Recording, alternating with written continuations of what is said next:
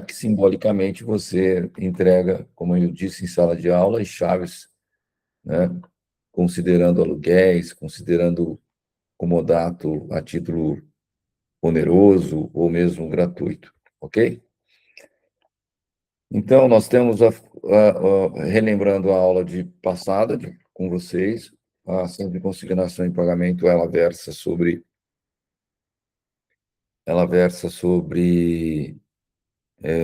depósito em valores, ela deve tramitar num juízo cível.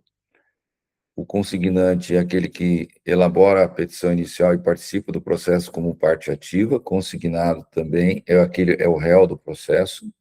Terceiras pessoas podem entrar nesse processo e se manifestar, podem buscar essa questão. Cabe tutela.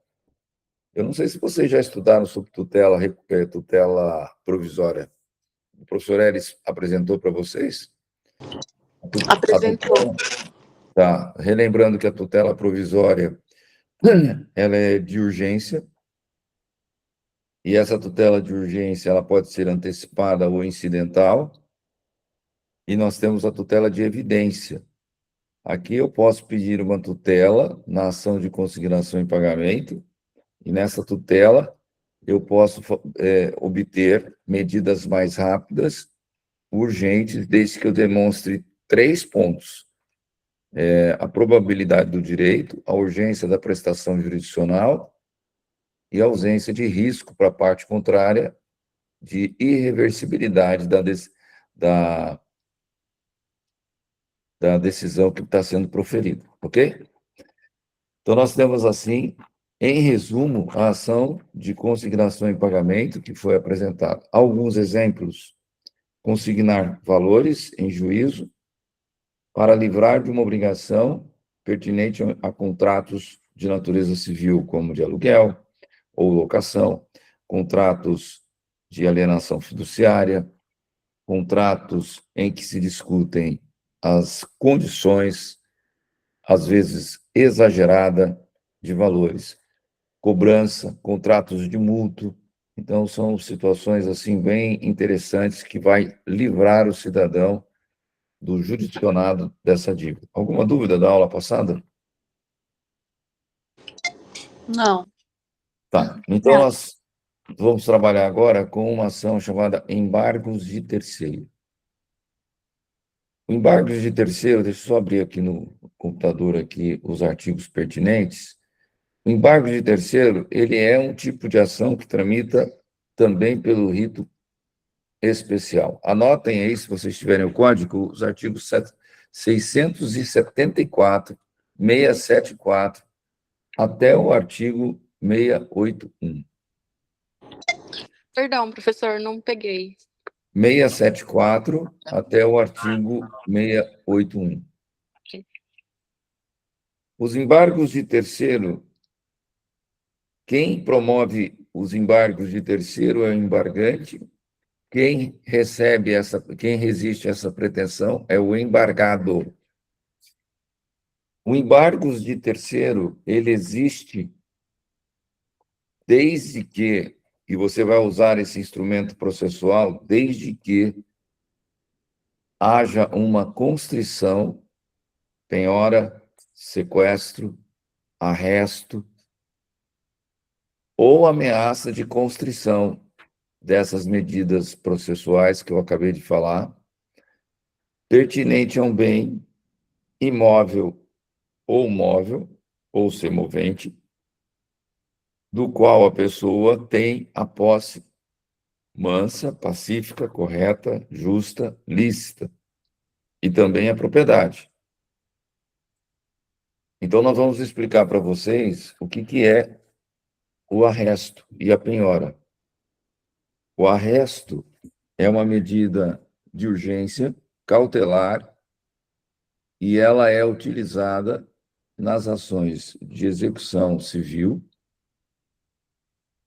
ou nos cumprimentos de sentença.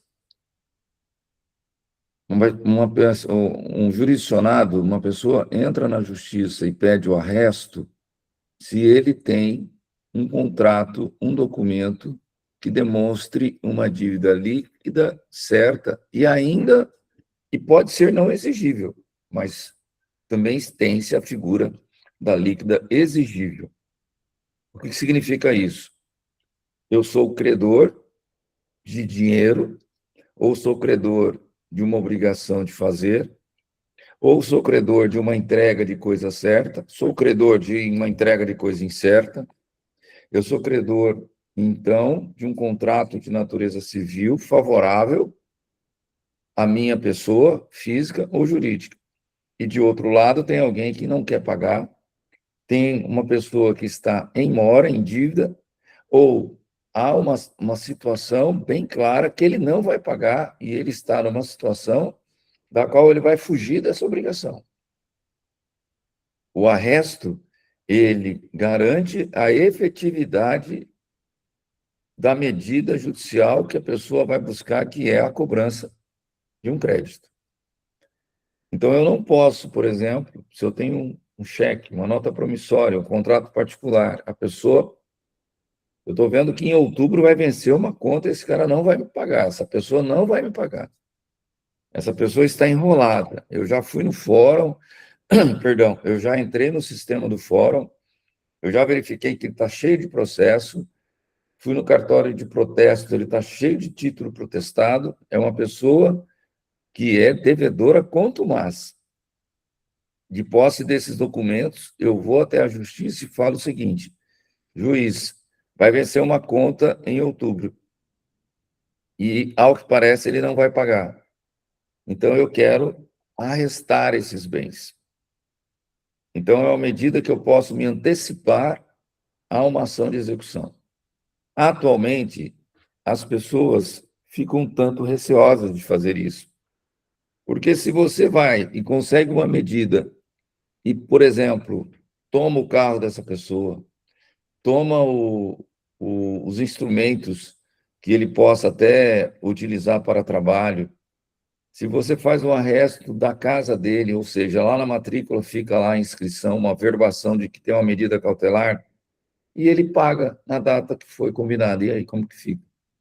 Se essa pessoa tiver um prejuízo, ela vai para cima de você. Então, atualmente, a figura do arresto, ela é utilizada no curso de um cumprimento de sentença, no curso de de uma ação de execução civil. A pessoa, então, credora, ela não se contenta apenas com a penhora, que eu já vou explicar o que é. Dentro de um processo, eu adoto uma medida mais agressiva, estendo, então, como hipoteticamente, uma rede, e essa rede vai abocanhar todos os bens necessários para garantir a dívida. Então, se eu tenho um crédito de R$ 1 milhão e o juiz, no curso de uma execução ou no curso de um cumprimento de sentença, ele vai me autorizar a restar bens no valor de 1 milhão e mais 30%, que é pertinente aos custos judiciais, que é pertinente a honorários advocatícios da parte credora. O arresto é um instrumento importante para que você tenha efetividade nas suas realizações processuais, nos seus processos. O arresto, ele é uma situação clara, rápida e eficiente. Só que esse arresto, ele não é eterno. Eu costumo brincar com meus alunos, ao longo dessas explicações, que o arresto, para você entender bem a situação do arresto, ele é como se fosse aquele milagre da natureza. A lagarta, ou sei lá como que eu falo, ela nasce e vira o quê? Borboleta, não é isso? Você vê que a aula de processo civil também é aula de biologia avançada. Então, esse animal ou esse ser, tem uma característica e é convertido em outra. Trazendo para o processo civil, o arresto, ao longo de um processo de cumprimento de sentença, ao longo de uma ação de execução civil, ele se transforma em penhora. A penhora é um ato de constrição, como diz o artigo 674.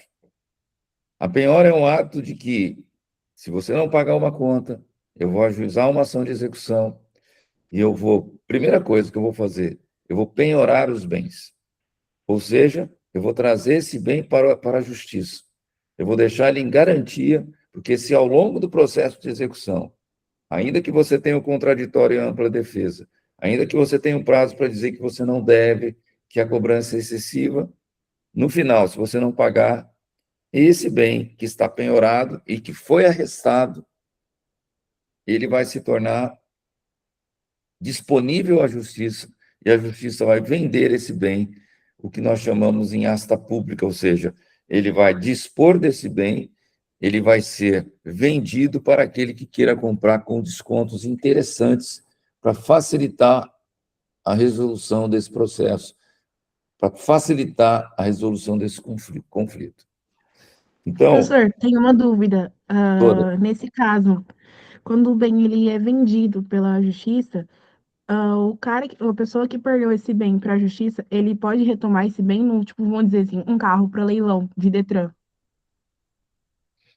tá? Se esse bem ele foi vendido e você não adotou as medidas anteriores, como pagamento, não pagou as multas no caso do Detran, e ele foi vendido para um terceiro de boa-fé através de um ato público, de um ato correto, um ato que a gente chama de um ato jurídico perfeito, a única forma de você retomar seu carro é conversar com quem comprou e recomprá-lo. Mas quando você vai para um leilão e compra um bem móvel ou imóvel em um leilão, você ganha descontos muito interessantes. 50% do valor da avaliação, 60% do valor da avaliação. Por que você compra bens no leilão? Porque você tem descontos interessantes. E aquele que compra no leilão, ou ele fica com aquele bem, porque para ele é legal comprar uma casa com 50% do valor da avaliação do mercado, ou ele faz negócio, como muita gente tem, e sobrevive disso. Eu compro algo por um preço 50% do valor do mercado e vendo com 50% do valor a mais. Ou vendo pelo valor de mercado normal. Quer dizer, eu ganhei metade do valor. Não existe aplicação financeira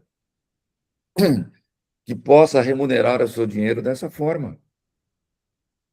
Há um grande negócio em volta desses leilões. Existem alguns incômodos. Eu comprei uma casa no leilão, mas para eu entrar nessa casa, se a pessoa que está morando lá não sair numa boa, eu tenho que procurar a justiça e retirá-lo à força.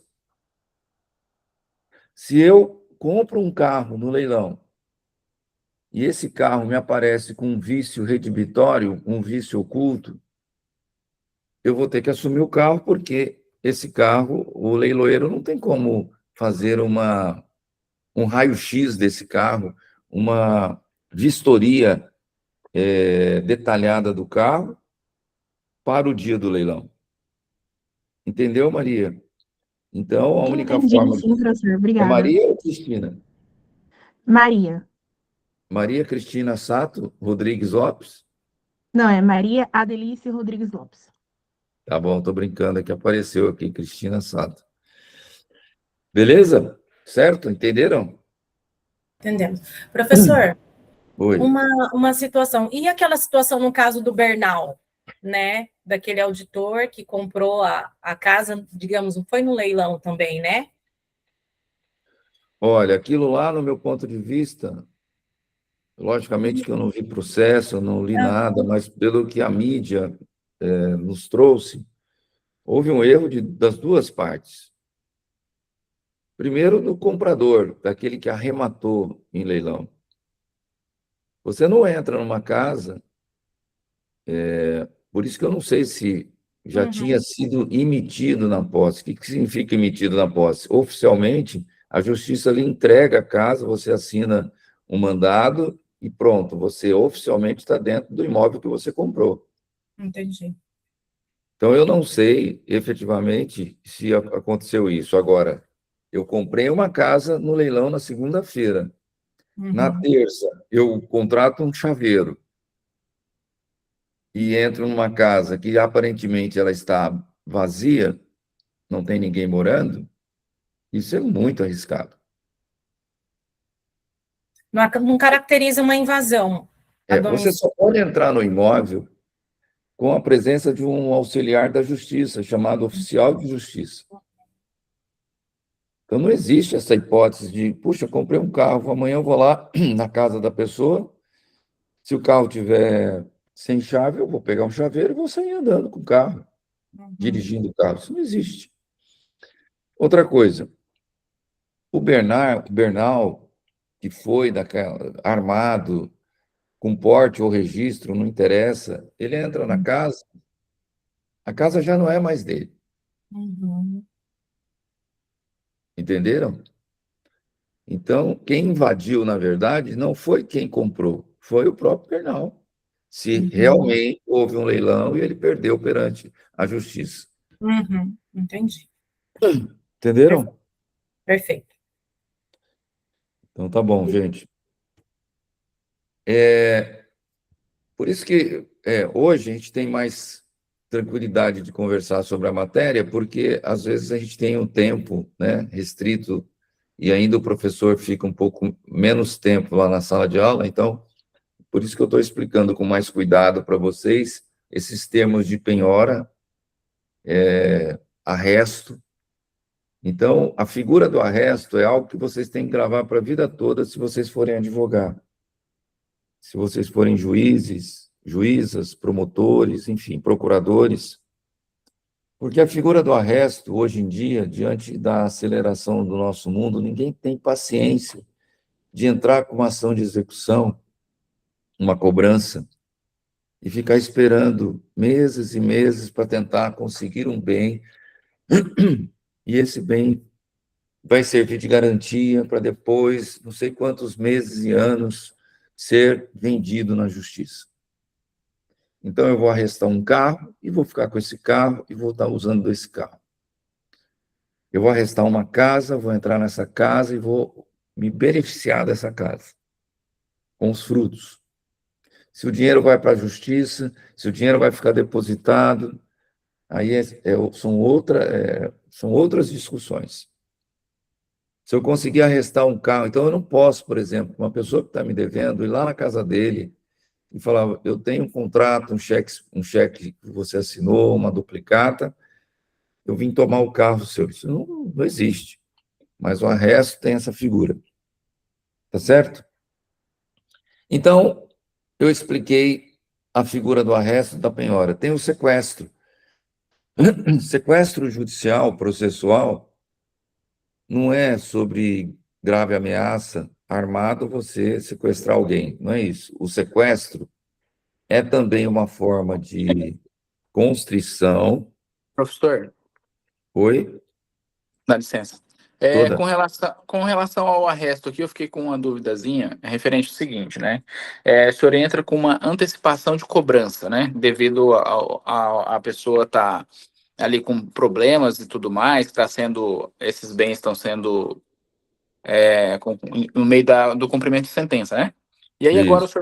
o senhor comentou sobre a questão de você meio que assumir o uso do carro ou do imóvel e tudo mais.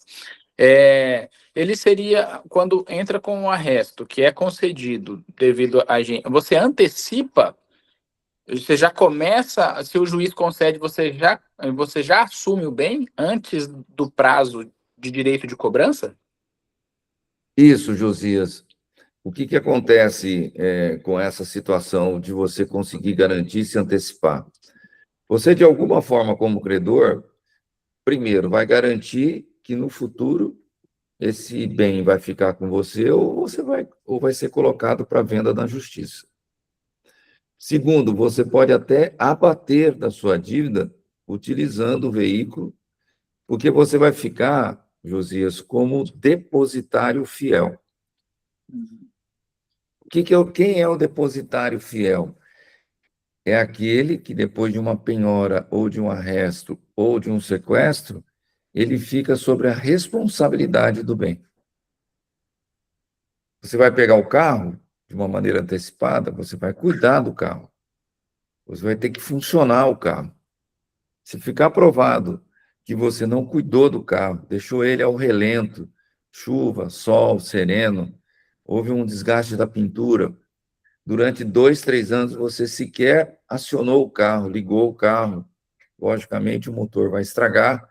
Você, como depositário, você vai ter que ressarcir primeiro a justiça e depois aqueles que sofreram prejuízo com isso.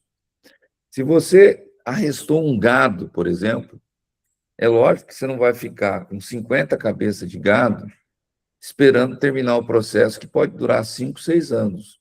O gado, ele é um bem fungível. Então, você pode trabalhar com esse gado e quando o juiz determinar que você apresente esse gado, você vai ter que ter na mão a mesma quantidade, com a mesma característica, o mesmo gênero. A exceção se você pegar o animal cadastrado na Associação de Criadores de Gado de Zebu, que é a ABCZ, ou então numa associação de cavalos árabes, por exemplo, em do qual ele se torna um bem infungível. Então, respondendo de maneira objetiva a sua pergunta, você se antecipa sim, você fica como depositário fiel e, caso no curso do processo houver a necessidade de vender o gado, o carro, a casa, será vendida e possivelmente seu crédito será satisfeito e a diferença você vai ter que devolver eventualmente para o devedor. Beleza? O processo civil, a gente tem que encontrar solução para aquele. Eu vou falar na condição de advogado aqui. Quando eu sou contratado para trabalhar em um processo de natureza civil, eu busco solução para que esse processo termine da maneira mais rápida possível. Isso não significa que a gente vai usar de artimanha ou de manobras para poder pular etapas, mas naquilo que a lei me permite pular etapas, não sendo contraditório, eu vou fazer. Então, no cumprimento de sentença ou numa ação de execução civil, eu posso, e a lei me permite, vender antecipadamente um bem, respondendo à pergunta do Josias. Agora, quando eu sou advogado do devedor, infelizmente eu tenho que dizer uma coisa para vocês. A lei me permite ganhar tempo. E como que eu ganho tempo? Ao invés de protocolar uma defesa no primeiro dia que ele foi citado ou foi intimado, eu vou esperar 15 dias úteis. E o nosso calendário jurídico, calendário judicial, é recheado de pontos facultativos, feriados. Então, olha um dos absurdos que acontece. Você é credor de uma determinada quantia, a pessoa não te paga, você entra com uma ação de cobrança, o juiz manda citar a parte é citada, sabe para quê? Não é para oferecer defesa ou para pagar. Informe a ação. A parte é citada para participar de uma audiência que dali 1 mês, 2 meses que ele foi citado, para ver se tem acordo ou não. Por mais que você declare que você não quer que aquele processo tenha audiência conciliatória. Só aí o devedor já ganhou pelo menos 4, 5 meses do ajuizamento da ação. Então, na advocacia, eu posso trabalhar com o processo civil para ganhar tempo e eu não estou cometendo um ato de litigância de má-fé. Voltando à nossa matéria, nós estamos estudando o artigo, o tema embargos de terceiro. Então, de maneira detalhada, eu já expliquei para vocês o que é penhora e o que é arresto. São temas, atos processuais característicos do cumprimento de sentença e da execução civil. Semestre que vem, vocês vão estudar só isso. Penhora, arresto, cumprimento de sentença, provisório, cumprimento de sentença de alimentos, execução para pagar valores, quantia certa, obrigação de fazer, obrigação de não fazer, entrega de coisa certa, entrega de coisa incerta, execução contra a fazenda pública. Essa é a matéria que vocês não verão no semestre que vem. Então, pessoal, o sequestro, para finalizar essa questão de constrição, o sequestro, ele é uma medida que acontece numa ação de conhecimento, como eu fiz aquela brincadeira de expor como tramita um processo pelo rito comum ordinário. Então, se eu tenho uma ação de reintegração de posse, se eu tenho um inventário que é litigioso, se corre uma ação de cobrança, eu posso sequestrar bens. Se corre uma ação de divórcio, eu posso sequestrar bens. Qual a diferença do arresto para o sequestro? É que o arresto e o sequestro você só usa no cumprimento de sentença e na execução civil. O sequestro você utiliza em qualquer processo que houver a necessidade de garantir a futura efetividade do processo. Para isso, eu preciso sequestrar. Eu preciso pegar os bens da parte contrária. Entenderam isso? Bom, sabedores do que é arresto, sequestro e penhora, agora eu vou falar em nome daquele que está na posse, que usa e desfruta de um bem móvel, imóvel, semovente. Aquele que está na posse de um bem e ele sofre o incômodo, mas não é o incômodo que é um mero dissabor, não. Ele sofre uma ameaça de perda desse bem. Pior, já existe a grande possibilidade da perda desse bem. O que diz o legislador? Artigo 674. Quem, não sendo parte do processo, que processo? É uma discussão judicial entre A e B, entre o João e o Mário. Aí o Luiz, que não tem nada a ver com esse processo, comprou um bem, adquiriu, ganhou, foi doado, foi cedido pelo tal do Mário, que seria o réu de um processo de natureza judicial. Então, o legislador descreve assim: quem não sendo parte no processo, sofrer constrição, já expliquei o que é para vocês, ou ameaça de constrição sobre bens que possua, olha bem o que o legislador está dizendo, ou sobre os quais tenha direito incompatível com o ato constritivo, poderá requerer seu desfazimento ou sua inibição por meio de embargo de terceiro. Então, eu já expliquei de maneira detalhada para você quem está na posse de um bem. Só que o legislador ele contempla uma outra hipótese, ou sobre os quais tenha direito incompatível com o ato constritivo. Então, se existe um casal que vive união estável, reconhecida, é bom deixar claro isso. E quando eu falo casal, como eu disse em sala de aula, hoje, nos meus tempos, quando eu iniciei as minhas aulas em 1992, já pensou isso? Não existia essa liberdade de falar do casal homossexual. Era casal, o próprio código contemplava, e o código era de 73, e o Código Civil era de 1000 quando descobriu o Brasil, um Código Civil antigo, então não tinha essa situação e essa liberdade legal, constitucional, de falar casal entre pessoas do mesmo sexo.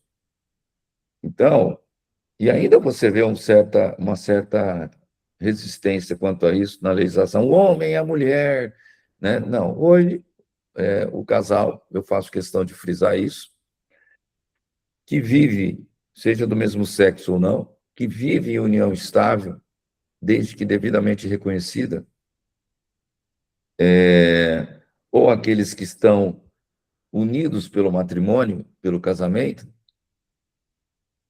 a parte que não está sendo processada, ela pode buscar, o que diz o legislador, o seu direito, que é incompatível com aquele ato de constrição. Então, eu tenho diversos exemplos que a gente já atuou, Tem exemplos que estão acontecendo. Eu, por exemplo, advogo para um proprietário de uma imobiliária. E ele entrou com uma ação errônea, em nome dele e em nome da imobiliária, querendo um ressarcimento de um empreendimento que ele fez. A justiça entendeu que ele não teve direito. A pessoa contra quem ele promoveu a demanda ganhou a ação. Hoje a conta está em quase 2 milhões de reais. E ele está sendo hoje processado para pagar esses honorários advocatícios do advogado que ganhou a causa. E o advogado descobriu a casa dele. Descobriu também que ele tem a própria imobiliária. Só que ele é casado com, mediante o regime de separação parcial de bens. E ele, nesse sentido, teve a sua casa penhorada e teve também a sua imobiliária penhorada. Só que a senhora dele tem direito, como está dizendo o legislador aqui, a metade desse valor, desse imóvel, desse patrimônio.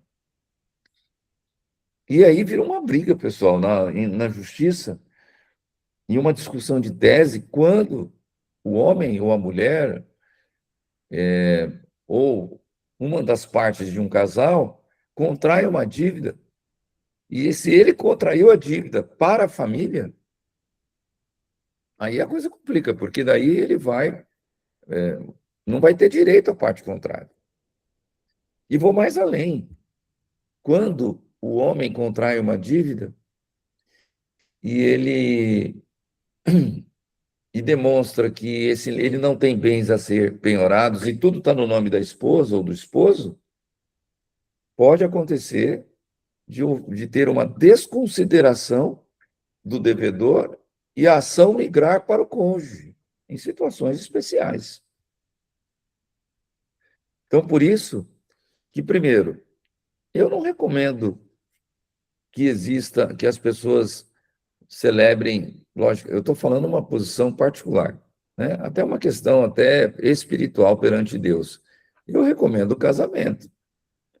Além de ter o amparo da lei, você não precisa ficar provando para ninguém, se você casou legalmente, que você é casado. Só que você tem direitos, conforme o regime. Agora, se você casou pelo regime universal de bens, de comunhão universal de bens, aí está tudo complicado mesmo para o devedor e para a devedora. Por que não união estável? Porque há casos que você precisa reconhecer a união estável. Então, a pessoa, eu sou casado. Não, não é casado. Você é convivente. Fora outras questões. Por exemplo, eu estou advogando com um rapaz que namorou de maneira qualificada uma moça. Eu vou explicar depois para vocês o que é namoro qualificado perante a lei, perante o judiciário, perdão. O que é namoro qualificado e o que é viver em união estável. E a moça entrou com uma ação de reconhecimento e dissolução de união estável, pedindo, inclusive, que os bens que estão com a mãe desse meu cliente possam responder pela divisão. Pensa no rolo. Professor, o que o senhor está querendo dizer? Que não é para namorar mais? Não, não é isso que eu estou querendo dizer. Então, você pode namorar, pode, então, verificar qual é a relação que você está tendo com o seu parceiro ou com a sua parceira, no sentido de ter direitos e obrigações, contrair direitos e obrigações. O namoro qualificado, em rápidas palavras, é aquele do qual o casal tem uma previsão de viver sob o mesmo teto, ou não, mas para constituir família. Já a união, ele já constituiu uma família. E ele se expressa dessa forma perante a sociedade. E isso tem efeito na matéria que a gente está tratando aqui. Justamente nesse ponto sobre os quais tenha direito incompatível com o ato constritivo. Alguma dúvida? Continuando. Os embargos, parágrafo 1º do artigo 674, podem ser de terceiro proprietário, inclusive fiduciário ou possuidor. Podem ser de terceiro proprietário, inclusive fiduciário ou possuidor. Então, de repente, e acontece muito, de uma pessoa ter um carro financiado, ter uma casa financiada, e o advogado fala para ele, pode ficar tranquilo, que o carro não é seu, você financiou para o Banco do Brasil, Banco Bradesco, sei lá para quem, o carro não é teu, o carro é do banco, não vai ser penhorado. Realmente, o carro não vai ser penhorado, mas vão ser penhorados os direitos. Penhorado entre aspas. Vai haver uma constrição dos direitos. E como que eu uso os embargos de terceiro? Eu vou usar os embargos de terceiro em uma ação que está correndo, chamada cumprimento de sentença ou execução de natureza civil. Os embargos de terceiro, então, ele é um processo que eu posso dizer incidental a uma ação principal da qual há esse pedido de constrição ou ameaça. Entenderam? Eu tenho um caso muito interessante, do qual não deu certo, do qual o meu cliente é credor de um herdeiro. Esse herdeiro, daqui uns anos ou daqui uns dias, vai receber parte de uma fazenda. Nós fomos lá no inventário, penhoramos a parte do herdeiro. E que o juiz falou, pode penhorar, não tem problema, porque essa parte da fazenda vai ser dele daqui a uns anos. O que fez o espólio? O que fez qual foi o ato adotado pelo inventariante, que não é o devedor? Inventariante, o espólio é o conjunto de bens do falecido, a gente chama isso de pessoa formal, representado pelo inventariante. Entrou com embargo de terceiro, pessoal. E ele falou assim, enquanto não acabar o inventário, a fazenda não é de ninguém. A fazenda é do patrimônio. E ele ganhou os embargos de terceiro. E a penhora que a gente fez caiu por terra. E ainda, meu cliente foi condenado a pagar honorários advocatícios para o advogado do espólio. Eu estou recorrendo, porque eu fiz uma penhora no rosto daquele processo. Ou seja, eu fiz uma penhora para vincular aquele processo. Mas assim, o tribunal e a justiça aqui em Campo Grande não entendeu dessa forma. Se eu vou ganhar ou vou perder, eu não sei te dizer. Mas o certo é que quando você é credor, você tem que pensar muito bem. Olha a dificuldade do credor, de penhorar um bem para verificar se esse ato de constrição foi legal ou ilegal. Entenderam? Ô, Josias. Professor, dá licença. Com relação a esse provimento que o senhor teve ali, o senhor usou o arresto, não? Seria esse o nome? Não houve a necessidade do arresto, e foi bom você perguntar. Eu só vou usar o arresto quando houver uma resistência do devedor de indicar um bem, de encontrar um bem, ou quando você tem elementos para dizer que ele está dilapidando, acabando com os bens, ou vai se evadir do domicílio dele, entendeu? Ah, sim, perfeito, entendi. Com relação do argumento do advogado afirmando que o veículo não é do dono ali, mas sim do banco devido a ele estar financiado. Só uma ocasião que aconteceu aqui, um colega meu tinha alugado um imóvel comercial, ficou a dívida para trás, né? E aí, depois de um ano, eles foram para a audiência, onde o juiz determinou lá, se eles não fizessem um acordo lá na ocasião, que seria penhorado uma Fiat Toro dele. E a Fiat Toro, ele tinha pago já um valor tamanho já, né? Então, o valor do veículo seria vendido, segundo o que ele me passou, né? É ele que me contou. Então, seria vendido o veículo, o que ultrapassasse o valor do valor do financiamento que ainda era devido, o valor do financiamento seria quitado para com o banco, o valor do aluguel devido seria pago ao credor dele, que seria o cara que alugou para ele o imóvel, e somente o restante, se sobrasse, ficaria para ele. Essa foi a ocasião. É mais ou menos isso que acontece mesmo. Então, há uma divisão disso, desses valores, e aí a gente chama isso de expropriação, né? Então, vendendo o bem em juízo e tal, acontece dessa forma, tá? Então, essa questão de você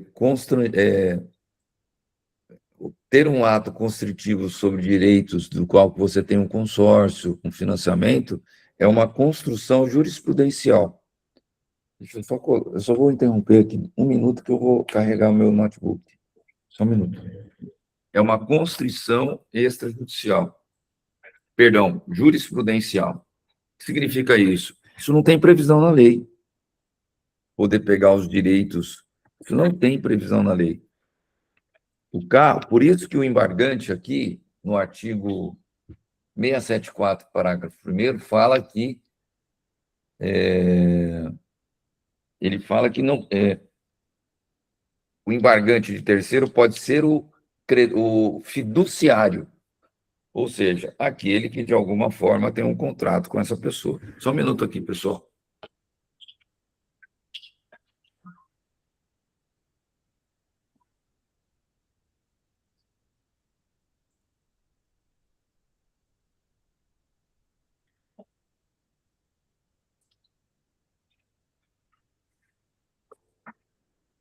Continuando, então. Considera-se terceiro, parágrafo 2º do artigo 674, para ajuizamento dos embargos. O que significa essa expressão? Para entrar com os embargos. O verbo correto é opor embargos de terceiro. Opor. O cônjuge ou o companheiro, quando defende a posse de bens próprios ou de sua ameação, ressalvado o artigo 643. Vamos lá. Eu vou lá no artigo 843, perdão. Abram, por favor, aí. Artigo 843. Eu estou agora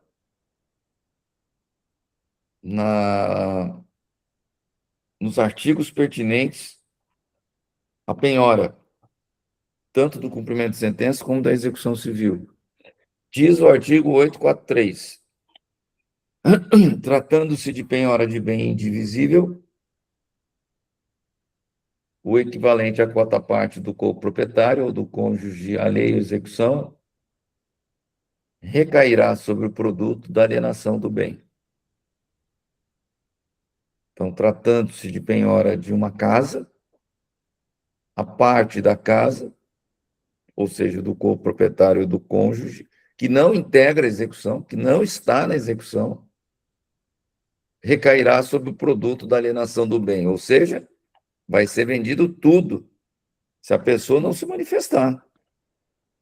Alienação significa, é uma palavra genérica, que pode ser a venda judicial ou extrajudicial desse bem. Parágrafo 1º, é reservada, por exemplo, à esposa, estou traduzindo o artigo aqui, é reservado ao coproprietário ou ao cônjuge, que não está sendo processado, que não está sendo executado, a preferência na arrematação do bem em igualdade de condições. Quer dizer, vai vender tudo, se o cônjuge não entrar com embargo de terceiro, dizendo que tem uma divisão, dizendo que ele tem parte, ele vai ter preferência na hora de vender isso em juízo para poder comprar a parte. Entenderam isso? Você sabe, eu vou, por isso que sábado dá para a gente ir um pouquinho mais além. Não estou dizendo que a gente deixa de falar isso em sala de aula. Mas existe uma figura que vocês vão estudar chamada adjudicação. Significa que eu transfiro o bem do devedor para o credor. O legislador mudou essa história. Então, por exemplo, o cônjuge tem preferência para poder passar para ele o bem, entendeu? Mas desde que deposite os valores. Voltando ao 843. Não será levada a efeito a expropriação por preço inferior ao da avaliação, na qual o valor auferido seja incapaz de garantir ao coproprietário ou ao cônjuge alheio à execução correspondente à sua cota-parte, calculado sobre o valor da avaliação. Quer dizer, significa que eu não posso depreciar demais para poder facilitar ou não facilitar a vida daquele que é o cônjuge pertinente à cota-parte dele, num momento tão delicado como esse. Ou seja, a coisa vai complicar, se o casal faz um negócio errado, gente. Entendeu? Então tem grande chance de perder, mas eu posso tentar. E nesse caso desse cliente aí, desse que perdeu o imóvel, tá, nós conseguimos reverter lá no tribunal para provar que a dívida não foi para a família, que foi nada disso. Então, se for a leilão, vai ter que ser preservado. Quer dizer, quem que vai ser o dono no final da casa? Quem arrematar e o cônjuge que não está sendo executado. Oi, Josias, pode falar. Mas aí vai ser penhorado o bem, vai ser leiloado 50% do imóvel? Ele é leiloado particionado? Exatamente. Entendi. Porque quando o senhor falou aqui que ele teria a preferência, passou pela minha cabeça, né? Já que o cônjuge é dono da metade, se ele tendo essa preferência, ele pagaria apenas a cota-parte do cônjuge para que o imóvel ficasse para si, né? E aí, então, eu entendi agora que, no caso, seria leiloado somente a parte equivalente do cônjuge, né?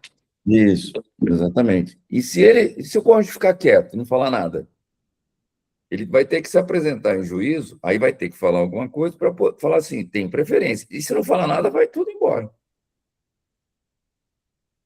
Eu tive um caso também muito interessante, do qual a minha cliente ela foi avalista,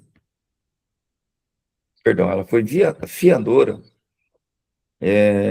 de um contrato de construção civil, de incorporação. A construtora não deu conta, não terminou. Os investidores entraram com a ação, ganharam a ação e foram executá-la. E a casa dela estava indo para o vinagre, ou seja, ia ser leiloado. E não tinha muita alternativa, assim, não era bem de família, né, a casa dela. E aí, meus amigos, a gente descobriu uma saída, porque quando você vai fazer uma fiança, você tem que ter outorga uxória, autorização do esposo ou da esposa. E aí eu mostrei para o juiz, falei, olha, o marido não autorizou a fiança. O juiz falou, você não pode falar pelo marido. Você não pode falar pelo esposo. Se quiser, entra com uma ação própria. Eu fui lá, fiz uma ação própria e pedi a nulidade do contrato. Depois de anos e anos da parte credora tentar buscar receber os valores, quando ele estava engatilhado para vender em juízo o imóvel da minha cliente, o juiz deu uma liminar e mandou parar tudo e falou, realmente, tem indício aqui de que não tem a outorga uxória. Resultado, o credor veio e falou, Otton, eu vou desistir da ação de cobrança aí da tua cliente e vou prosseguir contra os demais, ok? Beleza? É tudo isso que eu quero. Então, são detalhes do qual você salva a vida de uma pessoa em âmbito patrimonial, tendo a exata dimensão do processo. E isso, pessoal, vocês não fiquem preocupados, porque isso é uma construção. Você vai lendo, o que vocês estão estudando aqui, como eu disse no primeiro dia de sala de aula com vocês, é a matéria mais importante para o exercício da sua profissão. Eu não estou falando de concurso público. Para o exercício da sua profissão, mesmo que você seja um servidor público ou que vai se tornar um servidor público ou agente público. Porque o processo, ele é a saída para todos os conflitos que nós temos. Gravem isso que eu estou dizendo para vocês. A pessoa que conhece processo civil e conhece processo penal, meus amigos, mesmo você não sabendo direito, você tem um jeito de resolver as coisas. Voltando à matéria. O adquirente de bens cuja constrição é o inciso 2º do parágrafo 2º. O adquirente de bens cuja constrição decorreu de decisão que declara ineficácia da alienação realizada em fraude e execução. Então, vamos lá. O que é fraude de execução? A execução. A fraude de execução ela ocorre quando, no curso de um cumprimento de sentença ou de uma execução de natureza civil, o devedor, ao invés de pagar a conta, ao invés de deixar o bem ser penhorado, ele vende para outra pessoa. Entenderam isso? A partir do momento que o devedor ele é citado, a partir do momento que ele está sabendo que tem uma dívida que está sendo cobrada judicialmente contra ele, e ainda mais se tratando do seu patrimônio, o seu patrimônio fica e torna-se litigioso. Vocês, quando se formarem, ou já estando realizando esse curso, muita gente vai procurar vocês no seu círculo de amizade, parentesco, e vai pedir informação. Ô Josias, ô Maiara, é o seguinte, Janaína, eu estou com uma dívida aí, o que eu faço para poder proteger os meus bens? Ah, passa para sua mãe. Vende, entre aspas, para o seu melhor amigo. Isso aí, pessoal, olha lá o que está escrito no inciso 2º, fraude à execução. Aí o cidadão que comprou, que é o adquirente de bens, ele comprou, e o que aconteceu? Ele... Ah, mas eu não sabia. Tudo bem, mas vai perder o bem, se for fraude à execução. E o outro ponto que garante, que configura a fraude à execução, o bem que o devedor tem, o melhor ele vende. Se fica com dinheiro, o que ele vai fazer, eu não sei. Ou não ficou com dinheiro, ou foi para inglês ver, foi de mentirinha. Só que o que ele tem, o restante que ele ficou, não paga a conta que ele estava devendo, entendeu? Então, isso é fraude à execução. Continuando, inciso 3º. Quem sofre constrição judicial de seus bens por força de desconsideração da personalidade jurídica de cujo incidente não fez parte. O que é a desconsideração da personalidade jurídica? Tem uma ação de execução ou cumprimento de sentença contra uma determinada pessoa jurídica. O credor não achou bem algum dessa pessoa jurídica. Presta atenção. Não tinha nada no nome da pessoa. Não tem dinheiro na conta, não tem imóvel, não tem aplicação financeira. Mas o sócio está rico. Mas o sócio tem dinheiro. Então, o credor, ele adota uma postura seguinte: eu vou desconsiderar essa briga em nome da pessoa jurídica e coloco a minha arma, a minha metralhadora voltada para o sócio. O juiz dá chance para o sócio se defender e, se ficar provado que o sócio usou de má-fé, de artifícios para, entre aspas, secar aquela empresa e se beneficiar como pessoa física, a dívida volta para o sócio. Entenderam? Porque, em regra, a execução e a cobrança e a conta, se foi contratada pela pessoa jurídica, é a pessoa jurídica que vai responder. Mas se essa pessoa jurídica está sendo mal administrada, artigo 50, anote aí, ao lado desse inciso 3º, 50 do Código Civil, que é o que nós chamamos, e também, eu não me lembro agora o artigo no Código de Defesa do Consumidor, Mas lá também tem a tratativa sobre a desconsideração da personalidade jurídica. Depois você olha e anota. É o artigo 50 do Código Civil e tem um artigo específico sobre isso no Código de Defesa do Consumidor. Alguma dúvida? Para finalizar aqui, primeira parte dessa nossa aula, inciso 4º, o credor com garantia real para obstar expropriação judicial do objeto do direito real de garantia, caso não tenha sido intimado nos termos legais dos atos expropriatórios respectivos. O Otton Nasser contraiu uma dívida com o banco e deixou a casa dele hipotecada para o banco. O que é hipotecada? Em garantia. O Otton Nasser tem um trator e deixou em penhor para o banco ou para uma pessoa. O penhor é uma garantia de bem móvel. Hipoteca é uma garantia de bem imóvel. Então, aquele banco, que é o credor, tem o direito de entrar com embargo de terceiro, porque ele é o credor, vamos dizer assim, preferencial. Então, os embargos de terceiro, vocês entenderam quando que eu oponho os embargos, e aí eu tenho que fazer isso até 5 dias depois que você tomou ciência da grave ameaça, em qualquer fase daquele processo originário. É o que diz o artigo 675. Ele é colado apenso ao processo principal. É o que diz o artigo 676. E você tem que provar que você tem a posse. É o que diz o artigo 677. Tá certo, pessoal? Quem que é citado? Quem é chamado a juízo? Como é um processo colado no outro, apenso ao outro, o advogado da parte contrária, o credor lá do processo originário, que está tentando incomodar, que está ameaçando, que está tentando penhorar, será a parte contrária. É o que diz também os seus parágrafos do artigo 677.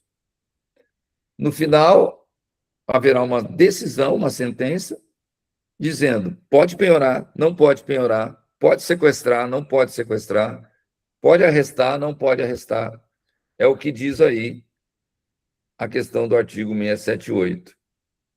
E essa matéria, uma vez ajuizado o embargo de terceiro, aquela cobrança agressiva do sequestro, do arresto, da penhora, vai ser suspensa até que se resolvam os embargos de terceiro. Tá legal? Nós hoje falamos, então, sobre embargos de terceiro. Essa matéria vai ficar gravada. É a matéria da próxima aula, então vocês comuniquem os seus colegas para que eles não fiquem assim, meu Deus, que bicho é esse? Embargo de terceiro que o Otton está falando. Então, se ouvir essa gravação, acho que vai ajudar bastante. Falamos da aula passada e assim a gente vai fazer vai adotar esse sistema, essa sistemática. Fazer um resumo da matéria que foi ministrada e adiantar a matéria que será ministrada para vocês. Próxima aula, a gente vai fazer exercícios pertinentes à ação de consignação e pagamento, como se fosse uma prévia de um exame de compreensão e os questionários, no dia da aula, eu vou lançar, ou talvez um dia antes, para vocês já se identificarem, beleza? Eu espero que vocês tenham um final de semana maravilhoso, que dê tudo certo. E obrigado pela preferência de você entrar num sábado, 9 horas da manhã, e participar, tá? Obrigada, professor. Bom final de semana. Obrigada, professor. Obrigada, professor. Bom final de semana, gente. Quem sabe na próxima aula vai ser lá no escritório, tá? Eu levo legal. Ai, vocês. tomara, hein? Obrigada, Beleza, tá? um abraço. Bom Tchau, final tchau. Tchau. Tchau. Pode